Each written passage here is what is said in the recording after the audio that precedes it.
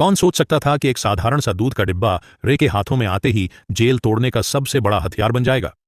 लेकिन जैसे ही रे ने उस डिब्बे को फाड़ा, उसमें से एक पतली चमकदार प्लास्टिक की शीट बाहर निकली। मौका मिलते ही उसने उस शीट को जेल के गेट पर लगे पासवर्ड लॉक के ऊपर सावधानी से चिपका दिया।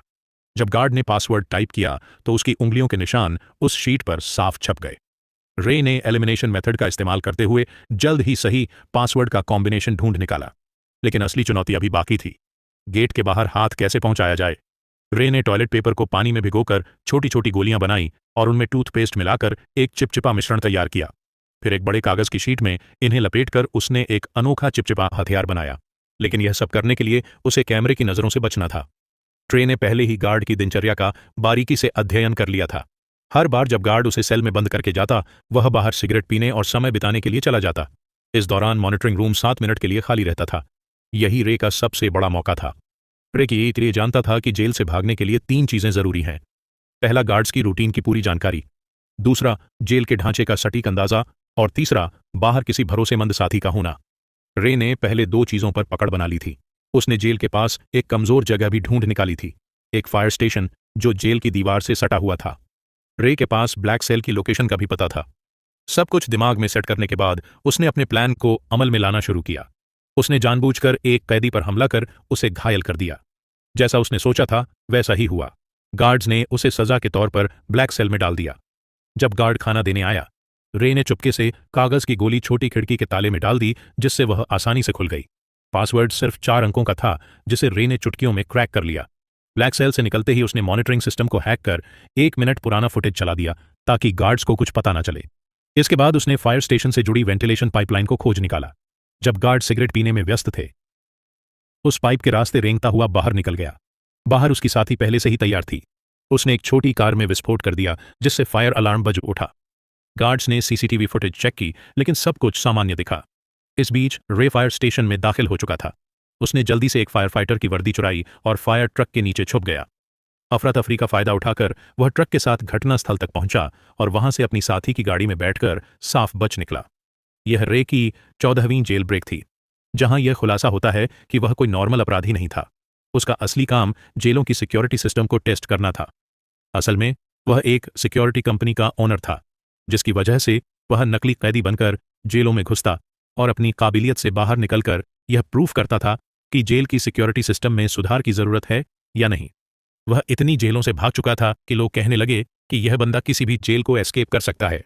एक दिन CIA के लोग उसके पास आए और कहा कि उसे एक बहुत कड़ी और खुफिया जेल में जाना होगा, जिसका नाम या लोकेशन किसी को बताने का आर्डर नहीं था। यह मिशन बहुत खतरनाक था। बावजूद इसके रे मान गया, क्योंकि उसे लाखों डॉलर का यह ऑफर वर्थ हिट लगा। कौन जानता था कि पैसा सच में इंसान से कुछ भी करवा सकता है। उन्होंने रे को एक नई पहचान और एक सीक्रेट एग्जिट कोड दिया, जिसका इस्तेमाल वह अगर कुछ गलत हो तो भागने के लिए कर सकता था। जाने से पहले उन्होंने उसके शरीर में एक ट्रैकिंग डिवाइस भी लगाया। जल्दी ही वह दिन आ गया जब उसे जानबूझकर अरेस्ट होना था, लेकिन अचानक कुछ लोगों ने उसे अगवा कर लिया और इलेक्ट्रिक शॉक दे दिया।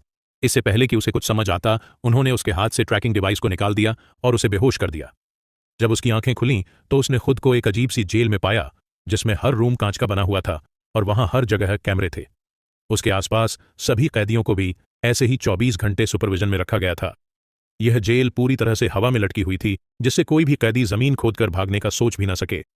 यह देखकर रे को तुरंत समझ आ गया कि वह एक बुरी सिचुएशन में फंस चुका है। वहां से जितना जल्दी हो सके निकलने के लिए उसने सीक्रेट कोड बोला। लेकिन जेल का जेलर एक टेढ़े दिमाग का आदमी निकला।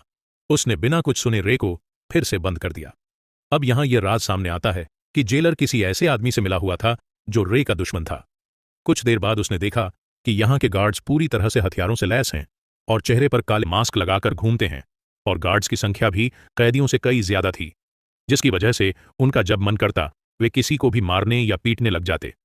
वहीं कैदियों को टॉर्चर करने के लिए एक भयानक कमरा बनाया गया था, जहां अंदर जाते ही तेज रोशनी से आंखें चकाचौंध हो जाती थीं। इसके अलावा वहां का तापमान भी बहुत ज्यादा था। लेकिन इसके बावजूद दर्द को सहते हुए रे जैसे तैसे पूरे कमरे की जांच पड़ताल करने लगा। तभी मुआयना करते हुए उसकी नजर फर्श पर स्टील प्लेट से जुड़ी कील पर पड़ी। उसी मोमेंट उसके दिमाग में एक आइडिया आया। बाहर निकलने के बाद उसने प्लान बनाना शुरू कर दिया। अब जेल से बाहर निकलने के लिए उसे किसी की सख्त जरूरत थी।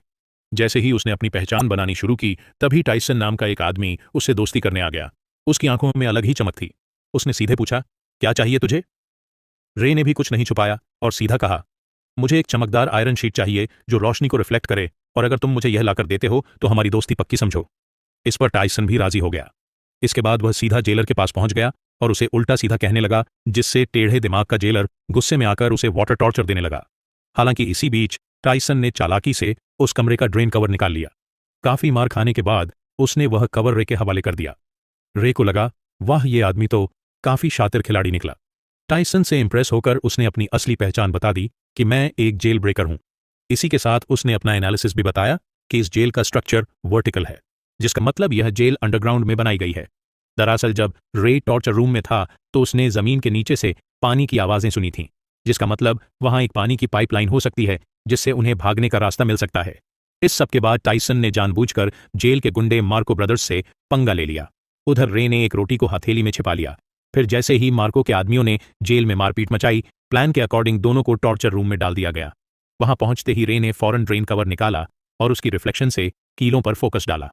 देखते ही देखते हाई टेम्परेचर की वजह से वे कीलें पिघलकर बाहर निकलने लगीं और एक एक करके कुछ ही सेकंडों में उसने सभी को निकाल लिया। फिर उसने रोटी का टुकड़ा मुंह में डालकर टाइसन को इशारा किया ताकि वह गार्ड का ध्यान अपनी तरफ खींचे।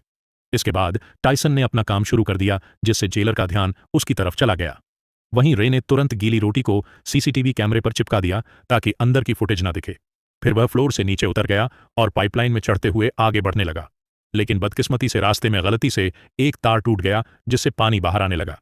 आखिरकार जब वह ऊपर पहुंचा तो उसके पैरों तले जमीन खिसक गई, क्योंकि यह जेल जमीन के नीचे नहीं बल्कि समुद्र के बीचों बीच पानी की एक विशालकाय शिप में थी, जहां से भाग पाना नामुमकिन था। इस बीच पानी लीक होकर जेल के अंदर भरने लगा, जिसकी वजह से टॉर्चर रूम के कैदियों को रिहा कर दिया गया। खुशकिस्मती से रे गार्ड्स की नजरों से छिपकर समय पर वापस आकर बच गया। हालांकि दूसरी ओर एक नई मुसीबत उसका इंतजार कर रही थी। दरअसल जेलर को फर्श पर छोड़ी गई कीलें मिल गईं, जिससे वह समझ गया कि रे ने जेल तोड़ने की कोशिश की है। उसके बाद उसने फौरन एक आदमी को कॉल लगाया, जहां यह राज खुला कि रे को इस जेल में फंसाने वाला कोई और नहीं बल्कि उसका बिजनेस पार्टनर लेस्टर निकला, जिसने कंपनी के लालच में आकर यह साजिश रची थी। अब अगले दिन किसे पता था कि रे के ऊपर टॉर्चर के बादल मंडराने लगेंगे। जब जब वह सोने की कोशिश करता, गार्ड्स उसे जगा देते और इसका फायदा उठाकर वह उसे खूब मारते पीटते भी थे। ऐसे ही कई दिन बीत गए। रेप पूरा दिन बेहोशी और थकान में रहता। आखिरकार उसकी हालत देखकर गार्ड्स उसे रोज मेडिकल रूम ले जाने लगे। कितने जख्म, कितनी दर्दनाक यादें, कितनी टूटी उम्मीदें। फिर भी वह अपनी लड़ाई लड़ता रहा। डॉक्टर भी उसे देखकर दंग हो जाता था। कुछ दिनों के बाद टॉर्चर का सिलसिला खत्म हो गया और उसने फिर से प्लान बनाना शुरू कर दिया। दरअसल खाना खाने के बहाने वह टेबल के नीचे चोरी छिपे एक डायरेक्शन बताने वाली डिवाइस बनाने लगा।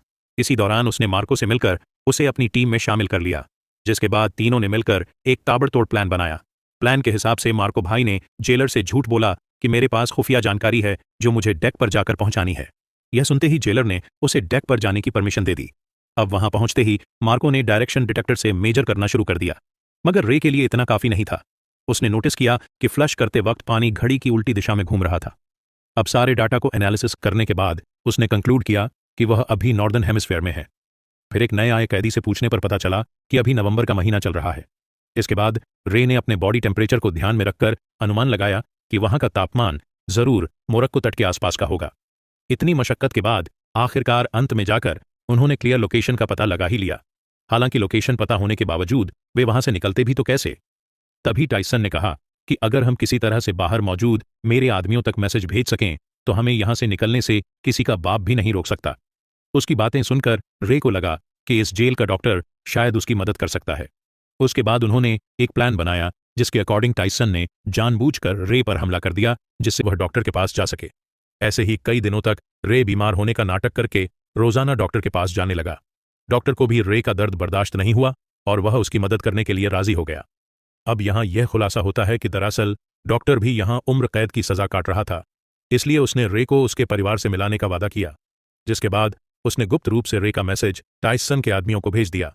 सारी तैयारी हो चुकी थी। तभी रात को जेलर ने देखा कि रे दीवार पर कुछ टैप कर रहा है। असल में यह मोर्स कोड था और जब जेलर ने इसे डिकोड किया तो लिखा मिला कि कल सुबह सी ब्लॉक में दंगा होने वाला है। यह देखकर जेलर के पसीने छूटने लगे। उसने तुरंत सी ब्लॉक में 3 गुना सिक्योरिटी बढ़ा दी। अब उसे कौन बताए कि यह तो रे का मास्टर स्ट्रोक था। असली दंगा तो उसके अपने ब्लॉक में होने वाला था, जहां सिर्फ 2 गार्ड्स ही बचे थे। अब जल्दी ही अगली सुबह 2 गैंग्स आपस में भिड़ जाते हैं। इस हंगामे का फायदा उठाकर रे, टाइसन और मार्को वहां से भाग निकलते हैं। तभी भागते भागते रे कैमरे के सामने आकर जेलर को चिढ़ाता है। गुस्से में आकर जेलर सभी गेट्स को बंद करवा देता है। फिर तीनों पाइपलाइन के रास्ते से जेल की छत की तरफ चढ़ते हैं। जब वे डेक के बिल्कुल पास पहुंचते हैं तो उनका रास्ता एक इलेक्ट्रॉनिक गेट से बंद हो जाता है, जिसे खोलने का बस एक ही रास्ता था कि पूरी जेल का पावर ऑफ कर देना। इस जोखिम भरे काम से सबको वापस पकड़ा जा सकता था। वहीं दूसरी तरफ जेलर ने मोशन डिटेक्टर के जरिए उनकी लोकेशन ट्रेस कर ली और फिर सारे गार्ड्स उनके पीछे लग गए। तभी भागने के दौरान मार्को को गोली लग जाती है। वह समझ जाता है कि उसका जिंदा बचना अब मुश्किल है, इसलिए वह अपने साथियों को भागने को कहता है और अकेले गार्ड्स को रोकता है। जैसे तैसे रे नीचे पावर रूम तक पहुंचकर पूरे शिप का पावर ऑफ कर देता है और ऊपर गेट खुलते ही टाइसन तुरंत डेक तक पहुंच जाता है। खुशकिस्मती से वहां हेलीकॉप्टर भी पहुंच चुकी थी, लेकिन टाइसन के मजबूत इरादों की वजह से वह रे ने मशीन गन उठाई और सामने आने वाले गार्ड्स पर गोलियां चलानी शुरू कर दी। वहीं दूसरी तरफ रे छुपकर पानी के एक टैंक में घुस गया, जहां उसे ढूंढ पाना मुश्किल था।